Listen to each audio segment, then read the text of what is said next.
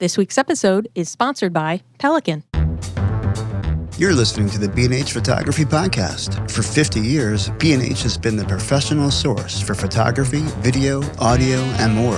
For your favorite gear, news, and reviews, visit us at bnh.com or download the B&H app to your iPhone or Android device. Now here's your host, Alan Weitz.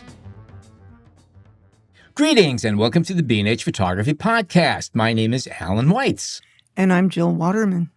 And what would the show be if our audio engineer, Mike Weinstein, wouldn't be jumping in every once in a while with a question or two along the way?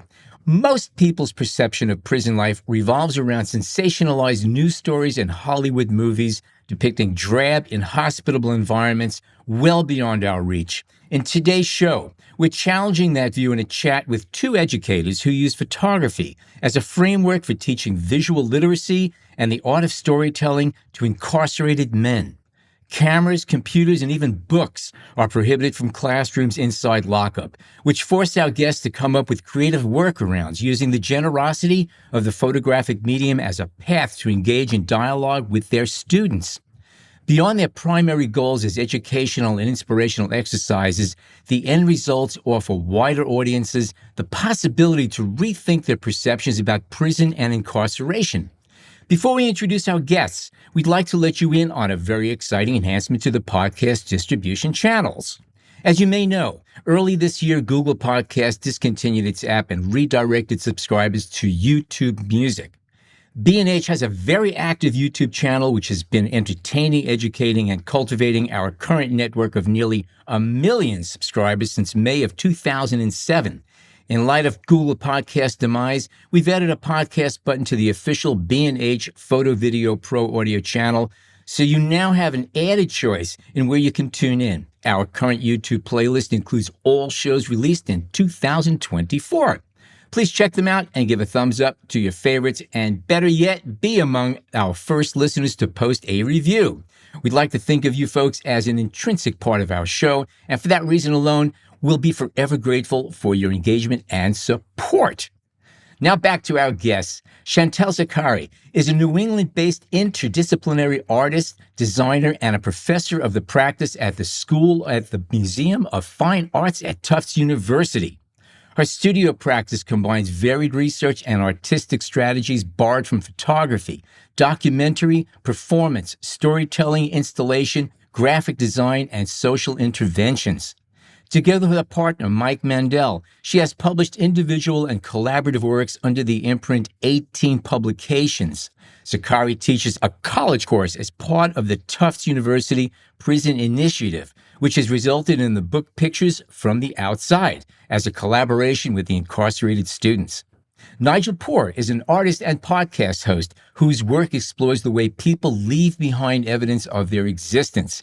In 2011, Nigel got involved with San Quentin State Prison as a volunteer teacher for Mount Tamalpais College, formerly the Prison University Project.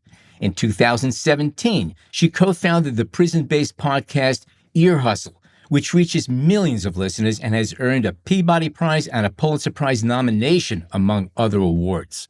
Her work as a visual artist has been exhibited nationally and internationally and can be found in numerous museum collections. Nigel is a professor of photography at California State University, Sacramento. She's the author of the San Quentin Project, published by Aperture, and co-author of This is Ear Hustle, Unflinching Stories of Everyday Prison Life from Crown Publishing Group. Chantal Zakari and Nigel Poor, welcome to our podcast. Thank you for having us. Thank you. Let's start with a question for Chantal. As we mentioned in the intro, you teach a college course to prison inmates as part of the Tufts University Prison Initiative. Can you give us a little background about this program and the students involved in it? Yes. I got involved with the Tufts University Prison Program, or TUPPET, very early on. I'm a professor at the School of the Museum of Fine Arts, which is the art school of Tufts University. And TUPPET brings Tufts faculty to prison to teach incarcerated individuals college-level courses. We essentially offer the same courses that are at the college campus in prison. Our incarcerated students are working towards a BA degree in civic studies. And this year we graduated our first cohort. My class is one of the 2 visual arts courses in the program. It's a hybrid book design slash artist books course. I'm interested, especially in introducing them to contemporary art through artist books. And in the process, I also teach them computer skills and design skills. I have a classroom library of about 50 artist books, ranging from Sophie Kahl's True Stories, Glenn Ligon's Housing in New York. I have Jim Goldberg's Rich and Poor, Chris Ware's Building Stories, and many other books. The conceptual part of the course includes analyzing these books and focusing especially on image and text relationships. I chose to teach a book course because I think it's a very accessible art form. Many of my students had not taken an art class since middle school, so I figured some might be more intimidated by a drawing class, for instance, whereas making a book is a more conceptual skill and easier to learn. I teach page layout design, some typography skills. Some students make drawings, and I have tried to incorporate photography into the book design process as well. I also teach them computer skills. We design their books using the Affinity suite on PCs. Whoa. Now, I'm going to be jumping ahead here a little bit. You have certain restrictions about what you could bring into the facilities and what you cannot. Now, books are allowed? Because I know cameras are not, and computers are not allowed. So what exactly are you allowed to bring into the class as visual aids, as teaching aids? Right. Well, books are allowed. So this library that I built were previously approved books that came into the prison actually even before the class started. But yeah, there are many, many restrictions, starting by what the instructor can and cannot bring inside. So, for example, I cannot bring my own laptop. There is no Wi-Fi in the class. So Google searches and spontaneously sharing images during class time is not possible. This is something that I do in my own classroom outside all the time. I can be very spontaneous and say, oh, let me show you, this picture or this other picture. Whereas in prison, I need to be fully prepared for class very thoroughly and remember to bring everything in. But we are very lucky that Tuppet was able to work with the Department of Corrections to provide our students with laptops. So this year we were able to get also a scanner slash printer, one of those combined machines. But that has to stay in the main office and is not directly accessible to the students. So I was heavily dependent on my TAs to do all the scanning and the printing. I should say that I teach the class with 3 TAs. The main challenge really is that our time as an instructor is very limited. So I could see my students only during class time. I couldn't have office hours to provide extra help outside of the classroom, for example. And students don't have a lot of time either. So I had to be very careful about the amount of homework I would assign or what my expectations of their work outside of class would be. Because in addition to taking 3 college courses per semester, my students also had prison jobs. What's the frequency of your class? Does it meet weekly? The first time I taught the class, I chose to teach it in the month of June, and I was there every day. So that intensity was pretty amazing. The second time I taught it, it was literally once a week. So that has a completely different rhythm. Yeah, I bet. In a sense, teaching this class is not unlike going to the International Space Station or the moon. You have to have everything you need with you. And yeah, you do have support over the radio, but there's no, oh, you know what? Let me go back to the car to get what I need. There's an amazing amount of discipline, it seems, to do what you're doing. It's pretty impressive. Nigel, what about you? Can you give us some background on the Prism University project and how you became involved in that particular project? Definitely. So I'll tell you first a little bit about the project and then how I got there. I started teaching in 2011, so that's like 12 years ago, and I actually don't teach anymore. So I can tell you about my experience then, and things have changed a lot at San Quentin. But when I was teaching there, the Prison University Project, now Mount Tamalpais College, was in California the only on-site degree granting program for people in prison. There are other correspondence classes, but the Prison University Project was the only inside one. So the students could get an AA degree. And at the time, it was very restrictive, no computers. Books could come in, but everything, as Chantal is saying, has to go through a very rigorous process of being approved. I went in assuming I could bring my computer, and of course, that was not the case. So I liked what you said about it feels like you're on the moon, because once you go into the prison, yeah, it's really difficult to get out to your car. So you've got to be super organized. And, things like some pens aren't allowed in, notebooks with, the wire that holds them together at that time were not allowed in. You had to be very careful about your clothes, the colors that you wore, the fit of your clothes, the food that you bring in, the water, all of that stuff. So you had to be very regimented, and you had to take all those rules very seriously. So the Prison University Project is run by a wonderful woman named Jody Lewin, who just works so hard to make sure the education inside the prison is equal to the education that people can get outside. It's a really wonderful program. I got there because as an artist, I've been exploring, the way people find meaning in life. I started thinking about, like, how do you do that in prison in a really restrictive environment where you don't have choices? And I wanted to figure out how to get into a prison, but of course you can't just like knock on a door and say, I'm interested. And so I was in my studio working, and I always listen to NPR, and I heard a story about a prison in St. Petersburg in Russia, Kresty Prison, that as a way to make money, they had turned it into a tourist attraction, and you could go in and take a tour of the prison, look at people inside their cells, and end up in a gift shop where you could buy items made by the incarcerated people inside. And I thought that was so horrific. I just couldn't imagine a country that would think that was okay. And I found myself going to Russia.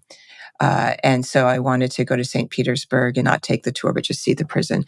And when I got there, nobody could tell me where the prison was. It was very odd. But on my last day, when I was leaving, the train station happened to be right next to the prison. And so I walked around it. I couldn't read any of the signs because they were all in Cyrillic. But on the ground, I found all these odd cone-shaped objects that were about 6 inches long. And at the end was this little brown substance holding them down. And I mean, they were hundreds of them on the ground. And I took one with me. When I went back to the States, I started researching it. And it turns out that the people inside write notes on them and throw them out the window as a way to communicate with the outside world. So I thought of it as like this communication cone. And I felt like it was a message of, like, you need to find out more about prison. So I had that in my studio. And then oddly, I got a letter delivered to my house from San Quentin Prison. It was to the completely wrong address. And I delivered it to the right address. And it happened 2 more times. And it felt like another calling, like sort of an obscure calling to find out more about prison. And then the third thing was I heard about the Prison University Project and that they were looking for someone to teach a history of art class. So I was like, aha, now I found, like, this is the way I can actually get into the prison. So it took a long time. It took some odd coincidences. And then it took education to pull me in there. And once I got in and started teaching in 2011, I just never left. What is it like, though, being a woman in that kind of environment? I would imagine the head games and the internal power things that go on just in eye contact must be pretty intense there. I mean, they must be sizing you up while you're sizing them up to know exactly what you're going through. Could you talk about that a bit? I had really good training before I went into the prison. The Prison University Project did a fantastic job training volunteers to go in there. And so I thought I was pretty prepared. When I walked into the classroom and all the men started filing in, I was like, oh my God, what did I say yes to? Because I wasn't used to being around so many men. That was the bigger thing for me. I've been teaching for a long time. I'm used to classes that are really diverse, men and women. And so as the people started filing in, I was like, oh, this was not a great idea. I wasn't afraid for my safety. It was more just the idea of only talking to men. And there's no guards in the room. And I was very new to prison. And I remember this one guy walked in, he had on sunglasses and he was very gruff. He was sitting in the back of the room and I felt like he was glaring at me. So I had this really bad impression of him. And then I learned after the end of the first class, he was in a lot of pain because he was getting ready to go to surgery and he wasn't upset. He was just in pain. And it was a great lesson on how you should never make assumptions about people based on how they look. And actually, Ruben, the guy I'm talking about, on Saturday, we just spent the day together going to the De Young Museum, looking at the Irving Penn show. So that was great that he's out. And he is the guy I always go back to because he so intimidated me at the beginning, but now we're good friends. Anyway, as soon as we started talking about photography in the class, and that was probably 10 minutes into the class, all of my nervousness just dissipated because photography is such a bridge for conversation. And that's really what we concentrated on. So, the dynamics in the classroom, my experiences teaching and also doing the podcast is I'm going in as a professional and I assume that the people I'm interacting with want to be there in the classroom and they want to be working on the podcast. And so I just act like myself. I'm very clear about my boundaries because I don't want anything outside of what we're talking about to happen. And that's also part of keeping the people in prison safe. But I understand your question also because that's how the media portrays prison, right? That everyone inside is angry and is out to get over on you. And that's just not the case. Just like on the outside, there's a wide swath of people that are incarcerated. And there's people I want to spend time with in prison, and there's people I don't want to, just like on the outside. So I always go back to prison is very much like life on the outside. It's just that it happens behind closed walls. But I wouldn't be shy if someone made me uncomfortable to say, I'm not interested in working with you, just like I would do that on the outside because I try to respect people and be upfront with them. I think that's a really good question. I had never taught a class with all male and all adult male students before. The first time I taught inside, 2 of my 3 TAs were men, but the second time, all 3 of my TAs were women. But I don't think that was a significant element. I think the more significant shift for me was to acknowledge my own position as a privileged white middle-class woman, in a class where the majority of the students were Black and brown men. I think that was a much more important element in the dynamic of the class. A few were immigrants or children of immigrants, and I'm an immigrant as well, but of course I came to this country under very different conditions than their family did. So, yeah, the dynamics between male and female was not really the big issue. But I should also talk about a little bit the theme of my course. It starts with short assignments exploring design and text and image relationships, but it builds towards the final project in which every student designed their own artist book. So through that process, I learn a lot about their life stories because often their book is an expression of their life story. So I am very aware of where they came from and how the telling of their journey becomes part of the process of their seeking redemption. So, yeah, our different life experiences is very important and jarring in the classroom dynamic. What was the security level of the incarcerated students? So when I started at San Quentin, it had a very different population. It was an older population. A lot of people had spent a significant amount of time in prison. I had students that had been incarcerated for 10, 20, 30 plus years. It has a reputation as a very rough, in quotes, dangerous prison. It was in the 70s and 80s and 90s, but it's changed a lot. It's actually now called the California Rehabilitation Center. It's not as violent a prison as it used to be, and it's a medium security prison. It is where death row is housed in California, and that was one of the reasons it has a higher ranking, but I would call it a medium security prison. Yeah, I teach in a medium security prison as well. It takes about 20 minutes to go through security and the various levels of entries to the prison complex. There is a correctional officer that escorts my TAs and I to the school building. And in the school building, there's usually one or two correctional officer that sit in the office at the end of the hallway. But what I always found really inspiring is that the classroom is a private space. There are no correctional officers in the classroom. So the TAs and I are alone with the students, which makes the space incredibly transformative and free.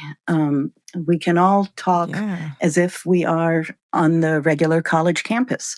And in the classroom, these incarcerated men are simply students.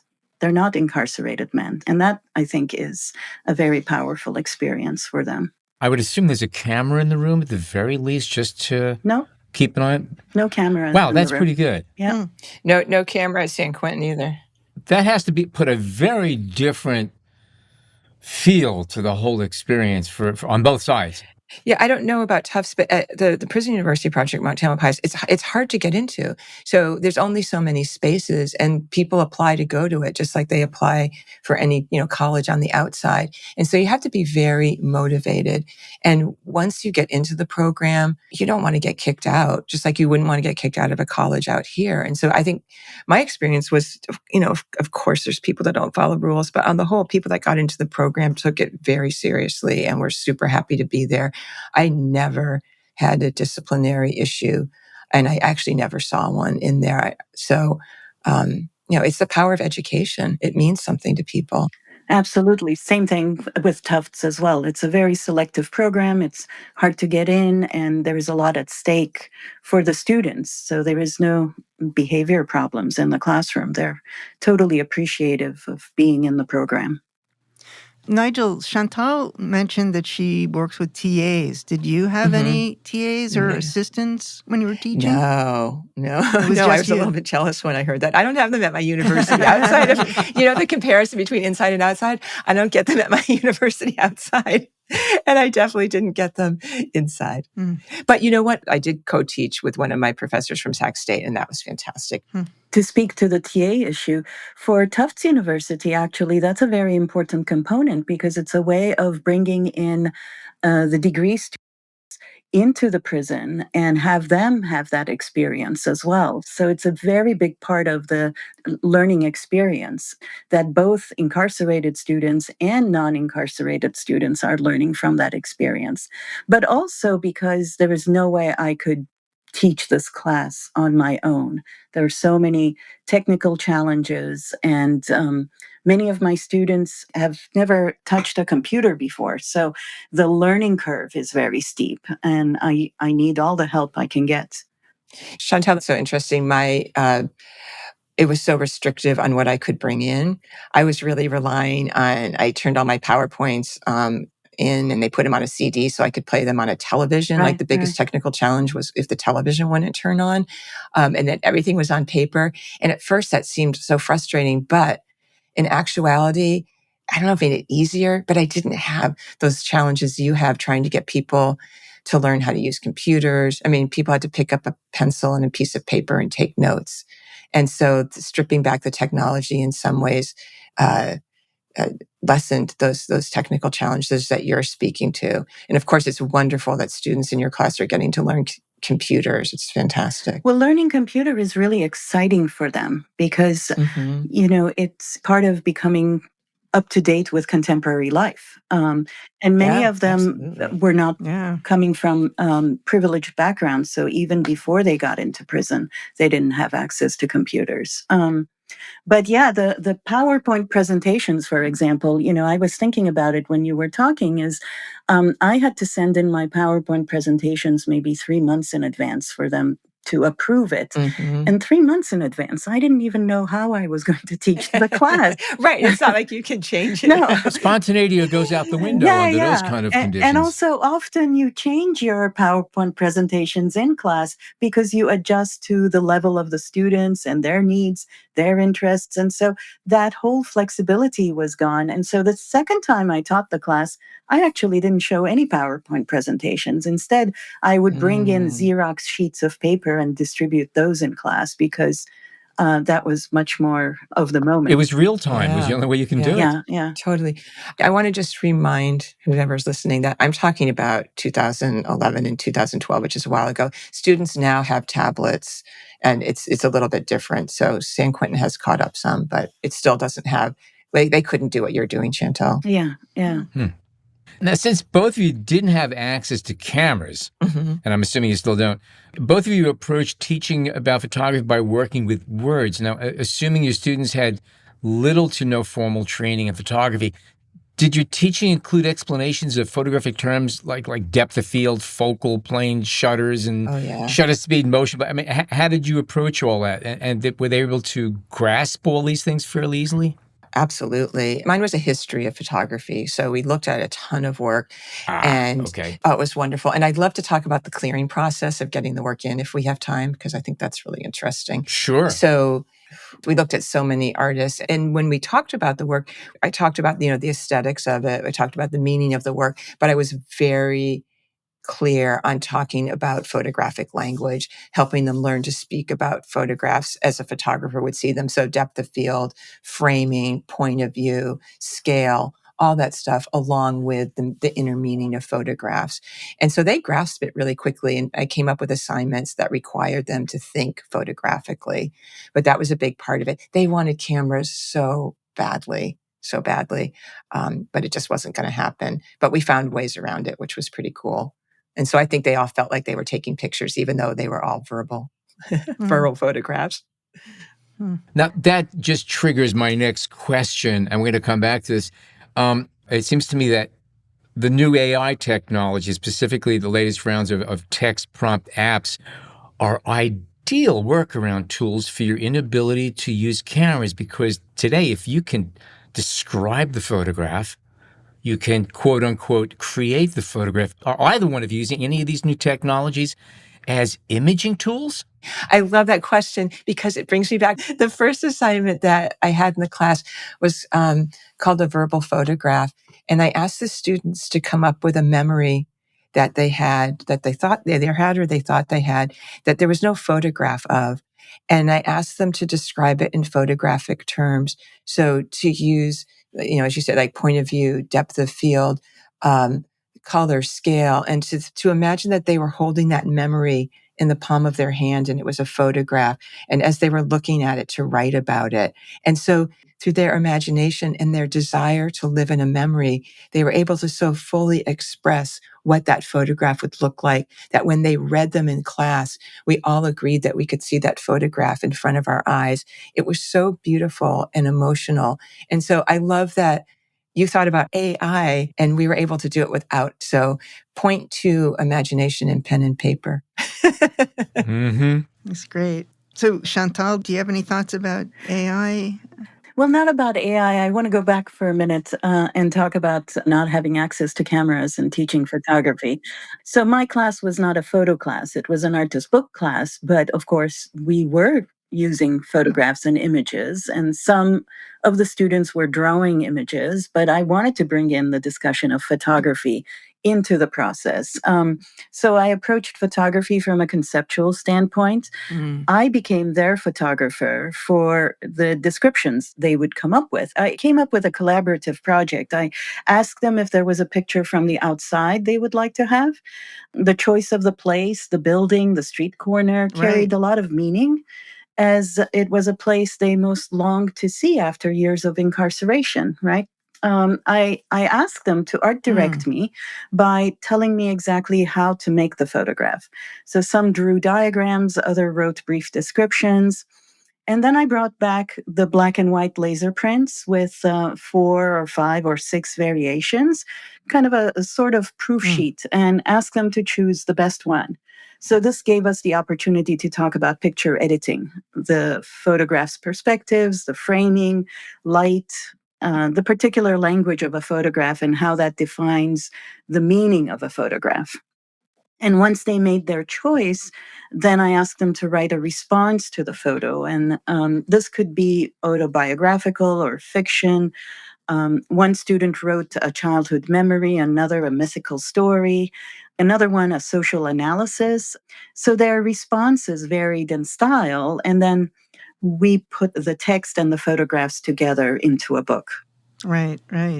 That description and what I was talking about brings up a topic that I think is so important when you are working in a prison, and that is the prison workaround. You always have to find ways to do things that you could do easily on the outside that you can't do inside. And I think both of these are examples of that with a little bit of ingenuity, and there's always a workaround to come out with something really beautiful and emotional. And that's one of the pleasures of working in a prison, is that you've got to really rely on your imagination and your ability to hit a road bump and find a way around it. Right. I was thinking a lot about Sophie Kahl's Blind Project, Definitely. where she asked blind individuals to describe an image, or she made an image based on their request. So in my case, my students sent me to their childhood home or their high schools, places they felt safe and valued. So the photograph represented a time of innocence. One of my students, CV, wanted me to shoot his childhood home from the perspective of when he would come back home from school. And I remember when I brought back CV's photo, he got very emotional. This was the first time he was seeing the house since his incarceration more than 20 years ago. And the accompanying text that he wrote is full of longing. Mm-hmm. Another student, CM, for example, asked for the back entrance of the courthouse. And in his request, he wrote, "This is where the inmates enter the building." So for him, this is the door where he went in as an individual and came out redefined as an incarcerated man. So in class, we talked a lot about the meaning behind these photographs and why they chose the space and how it was photographed and the significance of making this image. Amazing. So, Chantal, the request that you gave to the incarcerated men, asking them where they wanted you to take a picture, that gave you a huge amount of work. What was your process like? And how long did that take you to make all the pictures? Yeah, it was a lot of driving. I gave them a limit of 3-hour driving distance from the prison. That was my limit. I wasn't going to drive 18 hours or take the plane to go anywhere. So it was really a 3-hour driving distance around the prison, because I wanted to be able to make the photos and bring them back before the end of the course. So there was a practical reason for that. One interesting aspect of this process was that many of my students were from the same towns and neighborhoods. So many incarcerated individuals come from neighborhoods that have been chronically underserved, with less educational resources and fewer employment opportunities. So I wasn't really traveling all over the place. I was going to the same spots or similar places. And as I was traveling to these spots, I was also very aware of the segregation within cities. In one case, for example, I was only blocks away from the school where I teach. But in my 25 years of teaching there, I had never had a reason to travel, 4 blocks south into the adjacent neighborhood, where I was now, standing in a playground and making a photograph. So our cities are very segregated, and there has been many studies made on this as to where the incarcerated population is coming from. So it's very specific spots. You mentioned something that's kind of a very big truism. I grew up in Brooklyn. Every 3 blocks was a totally different neighborhood. Mm-hmm. And again, it used to be amazing. If you walk 20 blocks in any direction, you'll go through 4 or 5 different neighborhoods that are totally different from yours. And it was not unusual. And it is interesting to see it that way, that you see you taught in one neighborhood and just a few blocks away was a world you had no idea existed. That's a truism in the cities that I think if you grew up in a small town, you may not appreciate. That's true. There's also gentrification. I was sent to a spot where 20 years ago it was working class Irish neighborhood in Boston, and now it's one of the most expensive real estate in the entire country. Yep. And so I was photographing, a staircase between 2 streets that were on a hill, but I was surrounded with SUV Lexus cars, very expensive cars. So the whole neighborhood obviously had changed. What was the reaction of the inmate to seeing that picture? He was aware of the change because he was in touch with his friends and family. And I didn't photograph really the surrounding area. He gave me very specific directions as to how to photograph the staircase going up, and he wanted me to photograph it at night. So, there is a magical lighting in the photo. But I was aware that this was not the neighborhoods where he had grew up. Were there any places that would no longer existed? Somebody said, like, here's what I'm looking for, and it was just gone? It wasn't there anymore? Yeah, actually, KW sent me to a place. He drew a diagram with all the names of the streets around the park he wanted me to photograph. The street names were correct, but not their placement. So his memory was wrong of how the streets related to the park. So essentially, it was impossible to make the picture he wanted me to make from the angle he wanted. But I improvised. And yeah, the picture was a different picture. There was also another guy who asked me to photograph the night sky because in prison, the lights are always on and you cannot see the stars. So that's really, not about a specific space, but of an experience and a photograph of an image you wanted to see. Yeah. I have a question, and this is just pure photo geek question. I could not help but notice that it seemed that all of the buildings in pictures from the outside are architecturally correct. None of the buildings are suffer from keystoning. It doesn't look like they're falling over backwards or anything like that. Were they captured using a tilt shift or a PC type lens, or were these corrections made post capture? Yes, this is a photo geek question, and I'm not one. But I do appreciate that you noticed it. It was all corrected in Photoshop. Okay. Yeah, so this was not a large format camera. In fact, I should say, I shot these pictures with 3 different cameras. First, in 2021, I had my old digital camera, which was good, but not great.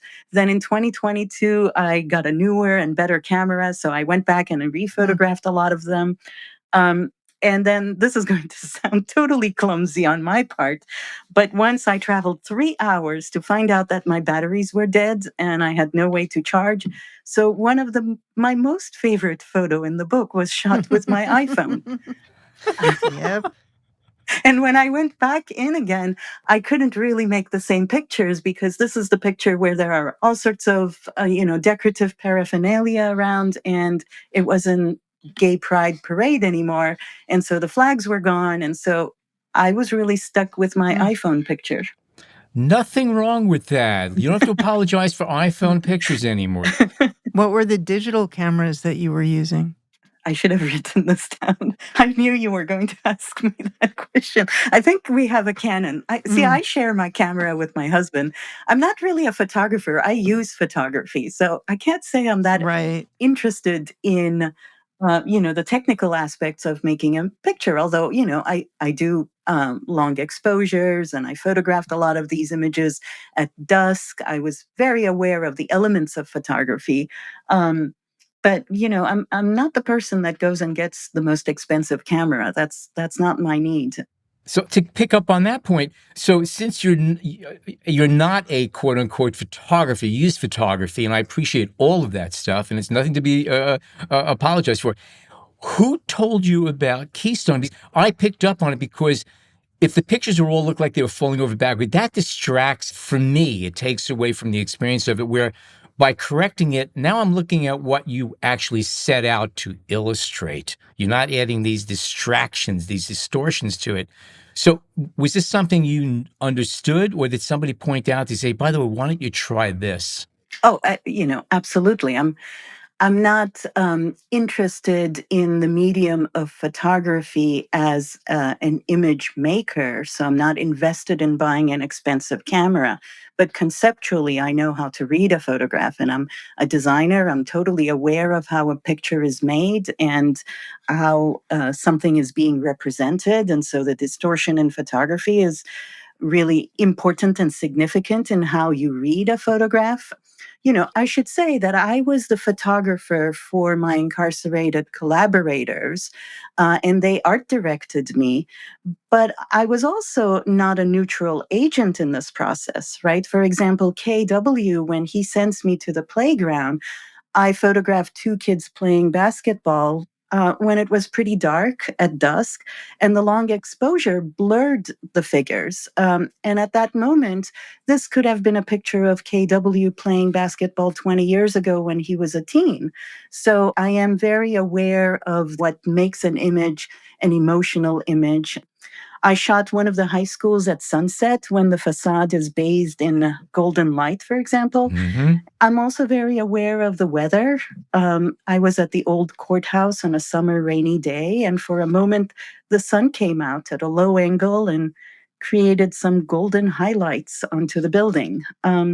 All these elements, of course, change the way um, my incarcerated students emotionally felt about the buildings, and that's my creation. This is not something that you can draw on a diagram when you request a photo. And so that was part of the discussion in the class. Wow. By the way, I hate to pop your bubble. You are a photographer. I'm listening to you talk.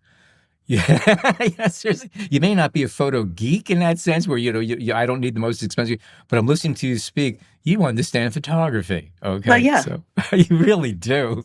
I am an artist. I am Yes. aware of how to read an image, and that is what I teach. I teach image and text relationships, and I teach how one reads an image and how text contextualizes a photograph and reads a photograph.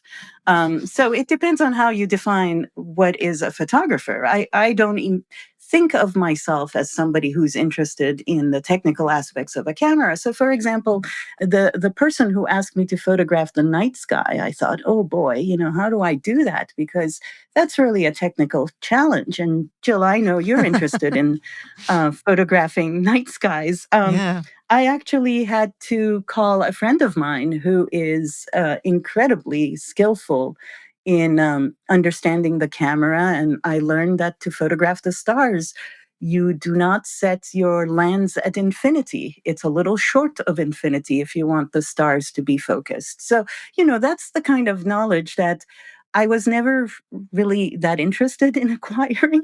I'm always thinking of photography in conceptual ways. And the technical aspect, you can always learn that if you have the need to learn it. But what I teach at my regular classes, it's really how to read a photograph, how to understand a photograph or any image for that matter, and how to recontextualize that through text. And how to build meaning by combining it all together, which is really one of the key beautiful aspects of the book that you produced. I mean, it's just so full of meaning, and there's so many different aspects to the stories that are told. And you've been self-publishing books. You have a publishing imprint with your husband for many years. How has the experience been in self-publishing with advancing technology over the years? Has it become easier? Has it become more accessible? Yes. And I say yes with an exclamation mark. Mm. It has become a lot easier because of technology. I published my first major book in 2005. This is Web Affairs. It was a very expensive book to print on offset for many reasons. It's a large book. I used the maximum space of the entire press sheet to determine the page size. Mm. And at the time, the minimum you could print was 2,000 copies. So, this was a really expensive project. I printed it in Singapore. I flew all the way to Singapore. I was on press for 4 days. And yet, it was still cheaper for me to print and publish it myself than if I was going to a publisher. Pictures from the Outside is a smaller book because I wanted it to be more intimate as an object. And I only printed 500 copies because today you can actually print a lot less. Many printers will say you can print 5 copies if you want to, but it's going to be more money per copy. Right. But they do give you the option of printing 500 copies. Printing is slightly cheaper, but paper cost is up, labor is up, and that's a good thing, of course. You don't want to cheat the laborers out of their work and their time. But most importantly, you have more options for cover, binding, paper quality, and that is more affordable. So there are many options now for a book artist publisher to choose their platform. And that's a whole other episode we could be talking about. Exactly. Let's add that one to the list. I think right now would be a great time to take a short break for traffic and weather and dropping quarters into the parking meter downstairs. So let's do that, and we come back more with Chantal, Zakari, and Nigel Poor. Stay tuned. To protect your gear during transport, you need a rugged case you can trust. The new Pelican 1535 Air wheeled carry-on case holds all your gear and includes different inserts of your choice, such as soft dividers, pick-and-pluck foam, or Trek Pack-style dividers, and the case comes in a variety of colors. For longer cargo, the Pelican V730 wheeled tactical case provides crush-proof protection and features a customizable foam insert. The V730 comes in multiple colors designed to blend into outdoor and hunting environments. Head on over to bnh.com to find the perfect Pelican case for all your gear, or use the link in our podcast show notes.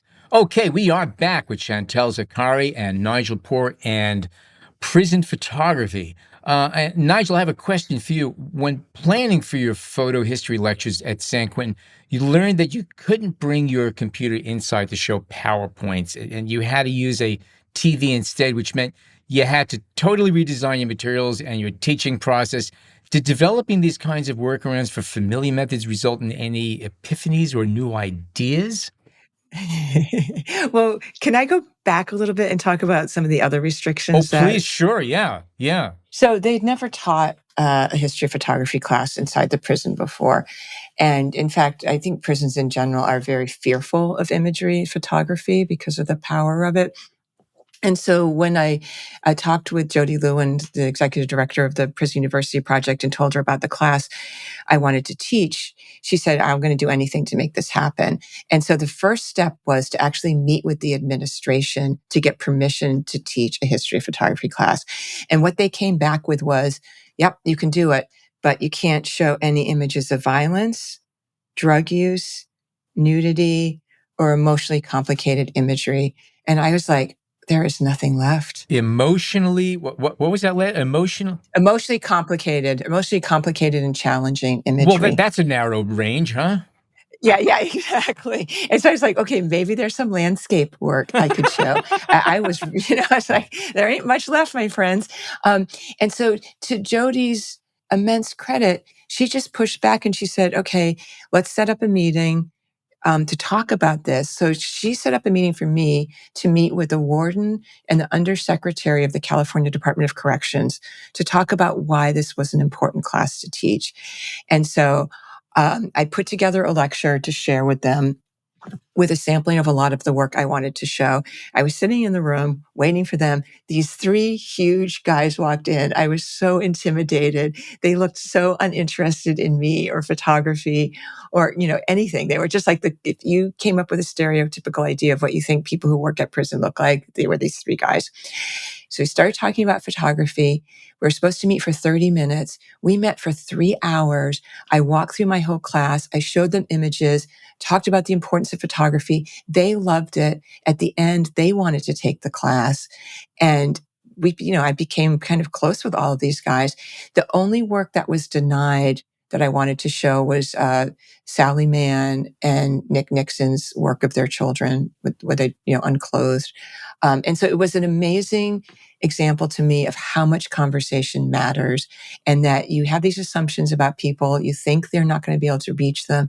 And if you just sit down and talk, you can. And photography was really the bridge to us connecting. So that helped with the imagery that I could bring in, but they didn't budge on the computer stuff. So I had to take all of my lectures and, as Chantal was saying, once you get them cleared, you can't change stuff. So that was the beginning of walking in to the restriction of what prison was going to be like But again, it was the conversation that opened up the possibility of sharing really dynamic and challenging work with the guys inside, and they were better for it. It's really funny, and I quoted this one a lot. One of my teachers back in the school days, always said, "Don't complain when you have limitations, because once you know what you can't do, everything else is possible." So you have to kind of keep that in your head, It's so true. Oh, I think you were asking me if it's changed how I teach. Yeah. Yeah, go Maybe that was part sure. of the And if question. I didn't, Yeah. go with it anyway. It's a great question. Yeah, because I brought that back. I mean, I've been teaching for a long time at a university, and I do have students that are challenging at my university who don't particularly want to be there. And I think, I've got a lot of fantastic students too. But one of the things I've learned in teaching in prison was it reminded me that learning is an incredible experience and it's such a gift. And if you're an adult going to school, you can make that choice for yourself if you want to accept that gift or not. And so I've gotten more to the attitude where if you want to be here, I am 100% here for you as a teacher. I will do everything I can. And I will do my best to convince you this matters. But I'll also respect you. If you don't want to be here, find out what you do want to do in life. That is your challenge, is to find out what's going to excite you. But talking to students about limitations and the gift of the limitation is something I've really brought into the classroom. And that is definitely based on my experience in prison. And that you as an individual have the power to read a photograph and take what it has to offer and internalize it no matter where you are. If you're, at a 4-year state school, if you're at a fancy private school, if you're taking classes in prison, the photograph will offer you the same thing. And it's a kind of emotional and imaginative freedom. That's just fantastic. So I get very excited about that no matter where I'm teaching. But I loved in prison seeing how excited the men got about talking about photographs. It was very cool. And Nigel, your approach to combining photography and writing in teaching was to make copies from well-known photos by photographers like Stephen Shore, William Eggleston, Lee Friedlander. And then you asked the students to annotate and tell stories about the photograph that you gave them, Yes. Which you referred to as image mapping. How did you decide Yeah. which images to use? And can you speak about this a little bit? Yes, definitely. So we were a little bit into the semester when we started doing that project, the mapping. And so I picked artists, some that they had really responded to, or the kind of work they really responded to. So portraiture, landscape, images that seemed open to interpretation. I stayed away from any images about prison, any images about confinement. So something that really gave a window to walk into and experience something. That's how I selected. And I tried to have a breadth of images from different decades and stuff that I love. I didn't dismiss my own interest in photography in any of the projects I work on. So I also selected images that I found expansive and challenging. To add to that, when I gave the images to the guys, they knew the artist's name and that's it. And I didn't want them to know a lot. I wanted them to really bring their experience of the photograph to the assignment. And the assignment was that they would, I think they got the image for about 2 weeks. They could bring it back to their housing unit. And on one side, they would map it and just write on the photograph, diagram it out. And then from their understanding of the image, they would take that mapping and write a narrative based on what they saw in the photograph. And I've always, with any student, talked about how looking at a photograph and discussing it is an autobiographical experience because you can't help but bring your own experience to the understanding of that photograph. And that's what keeps the photograph a live document because it changes depending on who's looking at it, who's discussing it, and what experience they bring to the image. To continue on that, were there any particular photographers, any kind of subject matter, or any kind of image attributes that seem to generate more interest from your students? Yes. Okay. I would love you to guess who you think the most loved photographer was I showed in that class. Oh, God, I'm going to say Lee Friedlander. But maybe I'm going by my own judgments. Yeah, Lee Friedlander was up there, especially the pictures that he took in his car where there's all the different frames within frames. They love that. Lee Friedlander was good. Anyone else want to guess before I have this big reveal? Eggleston? Eggleston was loved as well. Yes. Martin Parr? Okay. Oh, Martin Parr. Oh my God, you're bringing up all my faves. Martin Parr too. Okay. August Sander. Really? Wow. Yes. Yes. And it might be because we spent a lot of time talking about his strategy for taking photographs and how much we could read in the faces and the body gestures, and how he used context and lack of context in his photographs. We talked about August Sander forever, and he would come up constantly. And I mean, he's one of my favorites too, but we loved looking at the faces and wondering about the experiences together of the subjects in his photographs. That's a really interesting point that you're making, Nigel. I don't know if you guys know this. Judith Shalansky's book, it's called Atlas of Remote Islands. And it's this book where she draws these remote islands that are miles and miles away from any mainland. And she looks at the history of what people have done in these islands, far away from civilization, all the horrific things that happen. And that book really connected to my students because it was, again, similar to the experience of being in prison and removed from everything else. Another book that they loved was Jim Goldberg's Rich and Poor. Mm-hmm. They really understood the idea of being objectified for the camera because, they were very aware of how they were being represented by the media once they got incarcerated, and the articles that came out in the newspaper about who they are. And so the power of the person being photographed being able to write about the photograph and how they have been represented was really interesting to them. And of course, the book that they loved is Exquisite Pain by Sophie Calle. This is a book about measuring and comparing personal pain and healing from pain. And they read the book with quite a deep understanding of the kinds of pain that they were going through. There's another book, which is Myra Coleman's Pursuit of Happiness. And that's about American democracy and the founding fathers and Obama's election. In fact, originally she published this as 12 articles in the New York Times once a month. They approached this book from their own understanding of what it means to have the presidential election and American democracy and their lack of access to what the founding fathers were aspiring to. Wow. Nigel, during your second year of teaching at San Quentin, you gained access to an archive of historic 4x5 negatives that were made inside the prison from about 1930s to the 70s. And my guess is they were taken with a speed graphic or a similar handheld press camera. And many of these images go well beyond the run-of-the-mill documentation. Do you have any idea if they were taken by a single individual or more than one photographer? Because it is a powerful body of work. Isn't it amazing? The men I worked with on that project could not get enough of those images. And of course, they were all prison images. And I have thoughts on that. But I don't know. That's one of the mysteries of the archive. A lot of them were purported to be taken by correctional officers. I've only found a couple pictures of people with the cameras. And there were speed graphics, but there were also other, maybe monorail, but maybe more like Deerdorf type cameras, like serious 4x5 cameras, And what's stunning is some of them are so beautifully organized, right? It feels like they do go way beyond documentation. But the premise of all those photographs was to document cases of crimes that were committed inside the prison, or to document what was happening as proof that something did or didn't happen. And so a lot of them are very gruesome and violent, but there's also just delightful images in there of family visits, people getting married. They run the gamut. Because of the years that it spans, they must have been multiple photographers.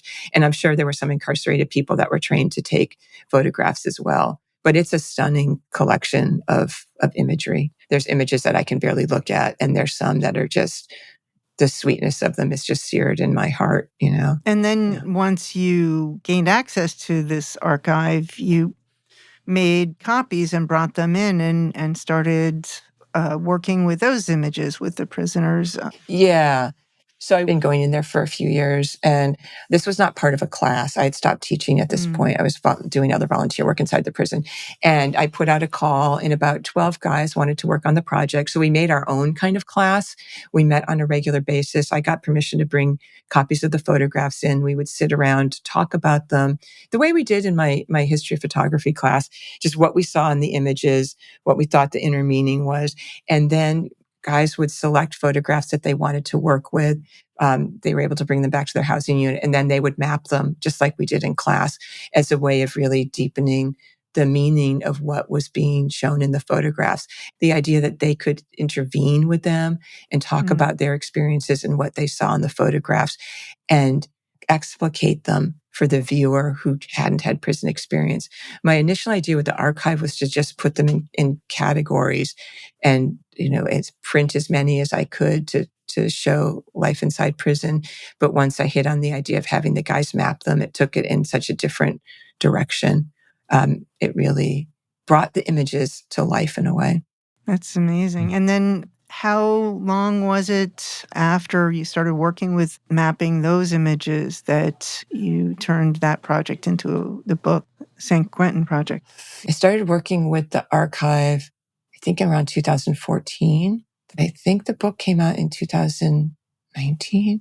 The exhibition was in 2019. So for about 4 years, I worked on it. Just scanning. I mean, the negatives were just a pile inside bankers' boxes. I mean, they weren't taken care of. So first, just going through every negative, looking at them, putting them in archival sleeves, organizing them, scanning them. And I did most of that on my own. I eventually did hire someone that helped me with the scanning. But, I like work that takes a lot of labor. So, but that part was huge, just going through it. I think I ultimately had 2 bankers' boxes. I mean, thousands and thousands of negatives that I've gone through, looked at, scanned, and organized. Wow. Yeah. And I imagine that these archives exist at prisons across the country. I don't think San Quentin was unique. I assume that was what was happening everywhere. So there must be these archives, all across California, all across the country. Unfortunately, the only ones that were done with 35, and they're not very good negatives, are photographs of a basketball game being played on donkeys. Is there any other way? Yeah. So there's weird things like that you find. Yeah. So how did Aperture get connected as the publisher? Yeah, good question. I was working with Lisa Sutcliffe at the Milwaukee Art Museum, and that's where the show opened. And I think she helped me start the conversation with Aperture. Yeah, along with the exhibit. So the exhibit was at the Milwaukee Art Museum and the Berkeley Museum of Art. Yeah. And one of the things that was really cool was some of the guys I had worked with inside had gotten out at that point. So they were able to come see their work up in the museum, which was wonderful, and be part of the programming that we did around the exhibit and the book. It was fabulous. And then there's your podcast, Ear Hustle. At what point did you come up with the idea to do a podcast? And how much of a challenge was that to get approved? It was insane. October 5th, 2015, that date I know, is when I came up with the idea. After I stopped teaching, I started volunteering down in the media lab. And I really just wanted to do more storytelling inside prison, find collaborative projects to work on. And I started a radio program, even though I didn't have background in audio, with some guys in there. And I did that for a while, and we worked with a public radio station in the Bay Area, but it was kind of newsy. It's not newsy, but short stories. And I really wanted to do long form storytelling and something more from the perspective of an artist. And while I was working on the radio project, I met Earlonne Woods, who's now my working partner. And we just got along really well. And there were some issues that were happening inside the media lab. And I wanted to break away from that and start something new. And so we just started talking, and we sat down on October 5th, 2015, and came up with the idea of doing a podcast. Earlonne didn't know what a podcast was, but he said yes to it. And our idea was to tell stories about everyday life in prison from the perspective of those living it. And our big dream was to play it inside San Quentin on the closed TV station there, and then play it on all of the stations, the 34 prisons inside California. That was the dream. But what's the reality? The reality was we got permission to apply for a podcast contest through Radiotopia, and we ended up winning. Out of 1,500 people who applied. And so it started playing outside the prison before it played inside the prison, which I thought would be absolutely impossible. But I had spent a long time getting to know the administration and getting them to trust me. And that was a huge part of getting the podcast made. And I've found that, creating an allyship with people who run the prison is essential to getting work done inside. Otherwise, you're just going to be banging your head against a wall. And so the podcast took off from there. We launched in 2017. Yeah. And within the first month, it had over 1 million downloads, and it's just taken off from there. So I don't do that much photography anymore. The podcast is really what takes up all my time, but I think of it as an art practice. I think of it as creating verbal photographs with every story that we tell. You're telling stories one way or the other. You are telling stories. So I'm curious about, you mentioned the Media Lab, and is there any connection between the Media Lab and the college courses, or they're two disparate, separate things? Yeah, they're different things. San Quentin has had a long history of media. It's gone through periods of being more restrictive and less restrictive. It had, in the 1950s, it had a radio program that was created there that was also played outside of the prison. There's been a newspaper published there, I think, since the 30s, on and off, the San Quentin News.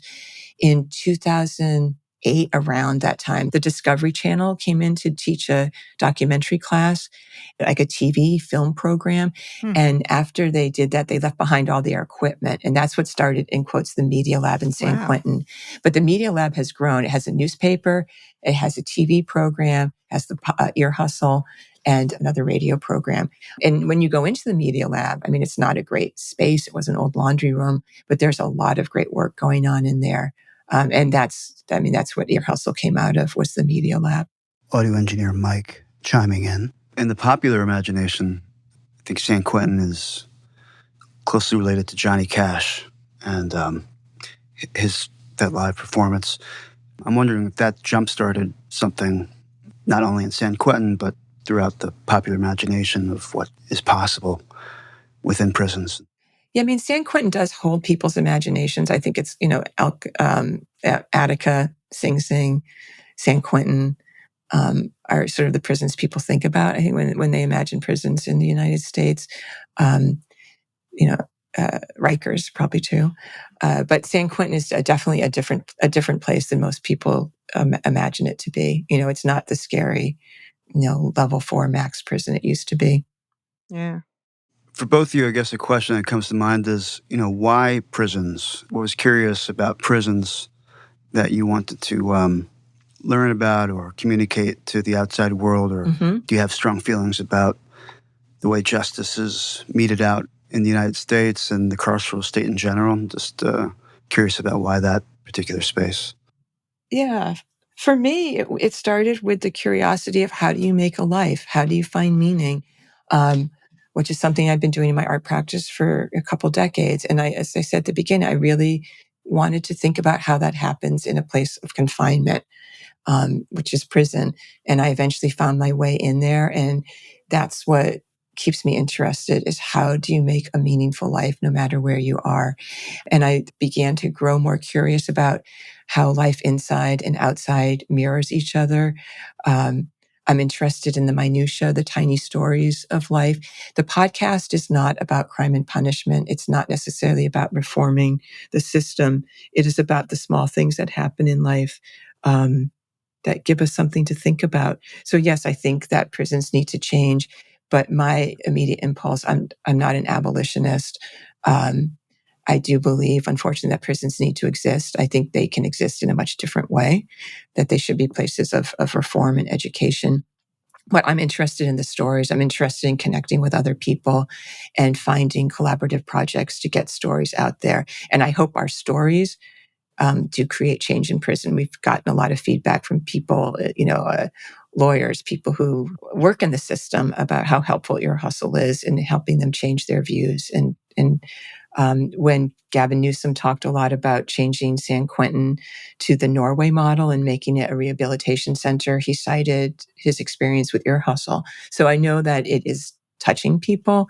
And that's a great thing. So, but for me, it is the stories, it's connecting with individuals that keeps me going.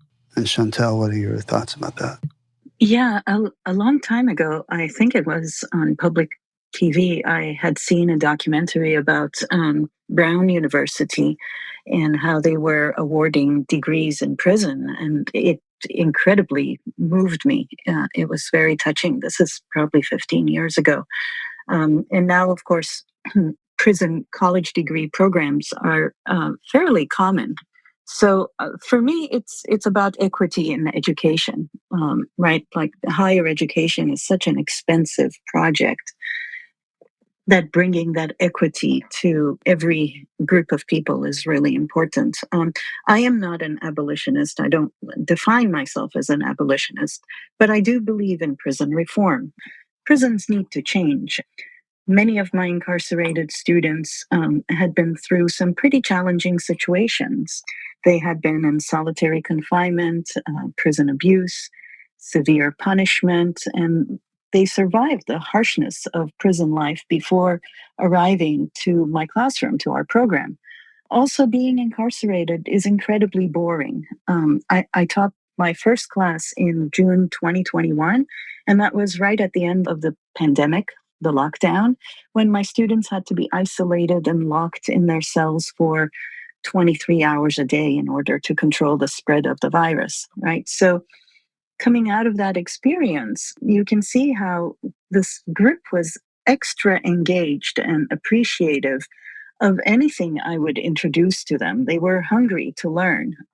One story I like to tell is the first time I talked about typography and introduced them to type families. One guy came back to class the next day and told me he laid in bed in his cell all night thinking about fonts. And, we all laughed because I love that. it's incredibly funny, of course. But it speaks to how hungry they are to intellectual stimulation. I mentioned earlier that in class I have a library of about 50 books, and some are pretty long books. Like I have Brother Blue by Warren Lehrer, or J.J. Abrams and Doug Dorst's book, Bill Burke's Minefields. So my students would check out a book a day, and they would come back the next day having read the entire text. They would stay up all night to read and look at these books. But it's extremely satisfying to teach in prison. So my students are actually earning a BA degree in civic studies. Many of them are going to come up for parole, and some of them are out and are employed. And when they look for employment opportunities, they're very much interested in social services and helping formerly incarcerated people, or helping students, youth that are at risk. They take incredible pride in having been able to complete this degree in prison behind bars. And that's a huge accomplishment. One final question that I have, and that is, we've been talking just now about how these classes might be and the changing the way prisons operate and attitudes. Now, you also have graduates who have since left the prisons, and you're still in touch with them. How have these programs affected them? What are they taking with them? What have they gained from this that they're now utilizing as tools to survive in the outside world? I will say one thing, my student, Ruben Ramirez, Yeah. who I'm in touch with, and this almost makes me cry. After taking the class, he told me he could see fascination everywhere. And I think that's the most beautiful and in some ways simple statement of realizing your own capability, that you can now see fascination everywhere. And what I hope with the work that I do, both with photography and the podcast, is that it is a way of people seeing their possibility, their own creativity. Because when you see that, that is a way of saying, I matter. What I see and what I feel matters. And that is a powerful tool to go on and do other things. I can't tell you that it's gotten them a job, although it has gotten jobs for some people. But I think the ability to feel like you have a right to be heard and seen affects everything in your life. I see a lot of guys that have gotten out of San Quentin. I mean, dozens and dozens. And on the whole, a lot of them are doing really well. Yeah, I mean, of course there's challenges, and of course there's guys who aren't doing well, but you know, it's like people getting out of any school. I've got students that have graduated from my university that are doing great, and ones that aren't. I think it's it's very similar that way, and there are other problems. Obviously, formerly incarcerated people are dealing with, but I've seen a very high success rate in the guys that I've worked with. But I don't want to put a false sense out there. Of course, there are horrible challenges. And I think it depends, regionally where you get out to. If you get out in a place like the Bay, there's more options. If you get out of prison, in small towns where it's really stigmatized, your options are narrower. Are limited, are narrower. Yeah. What I've noticed, I find that there's less stigma, at least in the world that I move in with formerly incarcerated people. There's less stigma about having been incarcerated, I think, than there used to be. And what about the books that both of you have released? How have those been received in the wider world? Has it spawned discussion about more opportunities for inmates?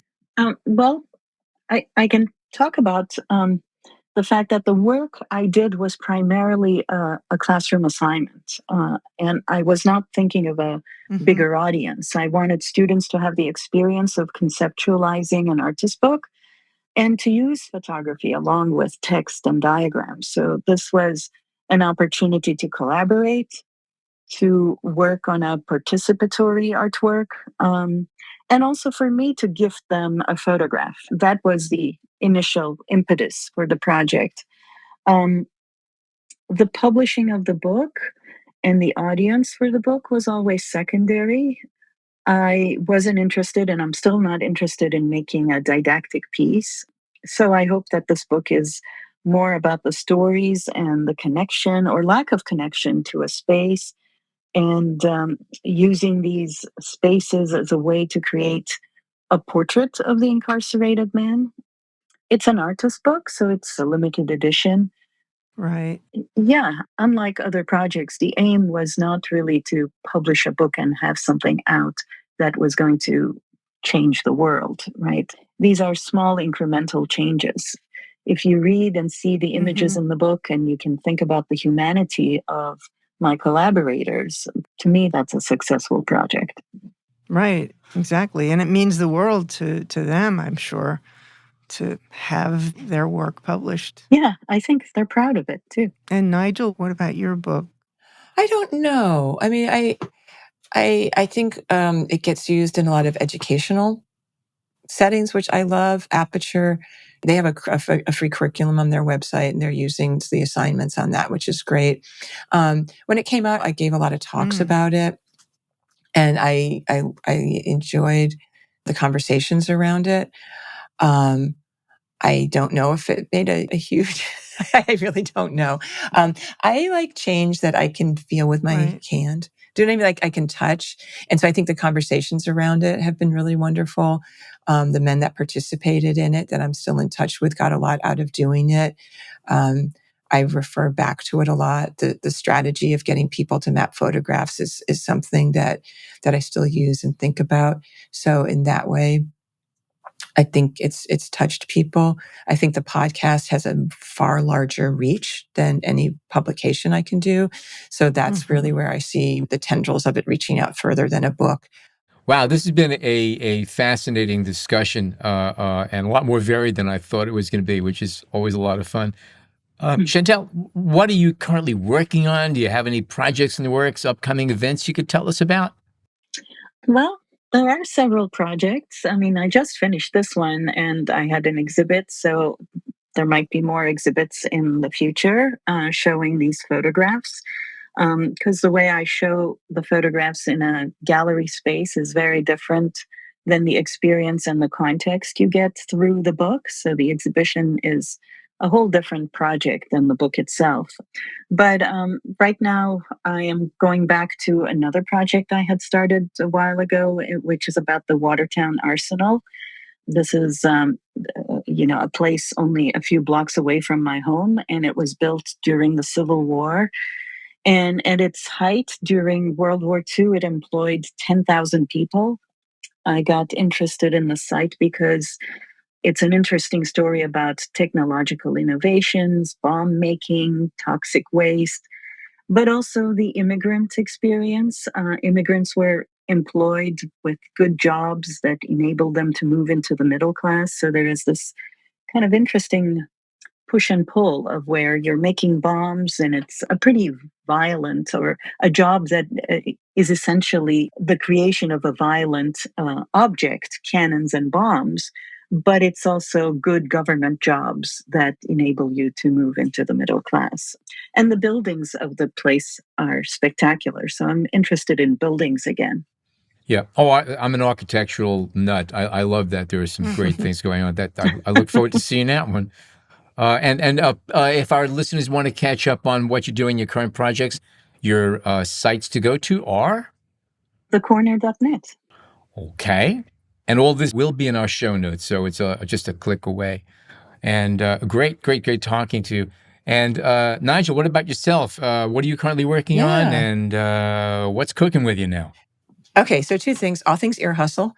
So the podcast, we've got 2 more episodes coming out this season, and then we'll take a little respite and we'll be back in the fall. Erlon and I are starting the conversation about turning Ear Hustle into a docuseries. So that's a long-term project. We'll see where that goes.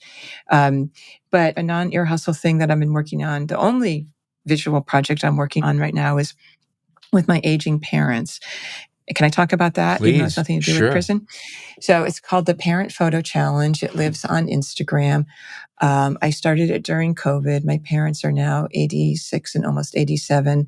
And every day I send them a question with a prompt, and they send back a written response and 2 photographs. I posted on Instagram. We're on day 1,170 something. We haven't missed a day since we began. And it's a project about aging and the importance of asking questions, listening, teaching older people how to use technology, and so that they don't get left behind. But it's about how, even at my age of 60, how do I get past seeing my parents as parents and seeing them as complicated, interesting people? And I hope it encourages other people to ask questions. It certainly comes out of Ear Hustle. I was thinking how I've spent the last 7 years asking people questions and listening very carefully and respecting them and diving deep into their experience. And I had never extended that courtesy to 2 of the most important people in my life, my parents. And so I really wanted to do that. And it's been transformative for them and for me. They've gotten, they have so many followers, but they get so much mail now. They have a lot of fans. I was with my mom somewhere and she got recognized from the Parent Photo Challenge. So it's really wonderful and delightful. So that's on my Instagram, which is just Nigel Poor. So that's where I put all my visual energy right now. And I really recommend anybody who still has parents in their lives to spend time getting to know them and asking them all kinds of questions and seeing their creativity. I just have learned so much about my parents. I love it. And I think we all need to prepare for what our lives are going to be like when we hit our 80s. If we live that long, what do we want? And how can society change to accommodate our aging population is something I feel really strongly about. So that's what I'm working on. Wow. Having gone through that experience of I call it escorting aging parents. And I know, Jill, you've gone through this too. Very, very powerful thing to do. And I'm going to be digging into this. I'd like to catch up, see where they've been and where they're going, and I want to follow that. So that's a great takeaway and a wonderful project. I'm gonna fall into this one. That's a great one. Hey, yes. Wow. Well, it's also funny. There's funny things in it too. Oh, I'm sure, because even in the midst of all aging, even though there's nothing funny about aging, okay? But there are humorous things that do come up that every once in a while you could just look at something and you just chuckle, even though this is horrible, but it's funny, I could bring this back to prison in that, when I started going into prison, and I think a lot of people feel this way, that prison is one note. Everybody's angry, whatever. When you go into a prison, you realize people are as complicated in there as they are outside. It is the same with aging. People are who they are, and they've got all kinds of stories to tell. Difficult ones, funny ones, charming ones, surprising ones. Like we just have to remember to not assume people are one way, I guess, is Bingo. the takeaway for me. That's it. That's it. Great truth. Thank you both for joining us today. Wonderful, wonderful conversation, and to be continued. Thanks, Jill and Ellen. Thank you. It was really fun. Yeah, thank you both. Thanks so much for joining us today, the both of you. Now, if you are a fan of the show, but not yet a subscriber, head on over to Apple Podcasts, Spotify, or wherever you get your podcast and click subscribe. You can also find us on the Explorer blog, where we post photos from our guests along with our show notes. And please join us on Facebook at the B&H Photography Podcast Group, where you can share your favorite photos and comments about the show. I'm your host, Alan Weitz. Jill Waterman is our creative producer. Episodes are recorded, mixed, and edited by technical producer Mike Weinstein. Our executive producer is Bjorn Peterson, and our editorial director is Sean Steiner. And on behalf of all of us, thank you oh so much for tuning in today. Thanks to Pelican for sponsoring this week's episode.